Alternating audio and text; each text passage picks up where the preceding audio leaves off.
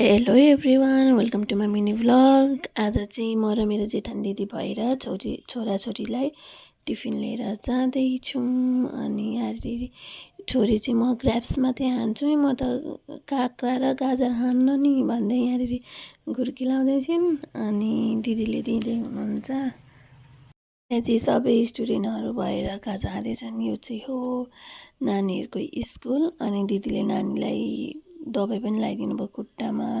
त्यसपछि मैले बाई भने, बाई गर्दैछिन् छोरीले चाहिँ। त्यसपछि घर आउँदा त छोरो ठ्याक्कै उठिरहेको रहेछ, मलाई हेर्दै रहेछ। हेर्नु नै यस्तै हो, उसको उठेपछि चाहिँ झ्यालबाट च्याउने। अनि मैले होममेड चटपटी बनाएँ। अनि यो मम्मीहरूलाई हो चाउमिन। अनि म अहिले नानीहरूलाई लिन स्कुल जाँदैछु। दिदीले लिएर आउनु भन्नुभएको थियो। अनि छोरी चाहिँ पिङ खेल्ने भनेर यहाँ पिङ खेल्दैछिन्।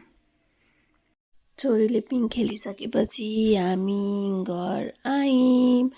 अनि छोराछोरीले चाहिँ ललिपप खाँदै घर आए। यति नै हो आजको लागि mini vlog. Bye bye guys, thank you for watching.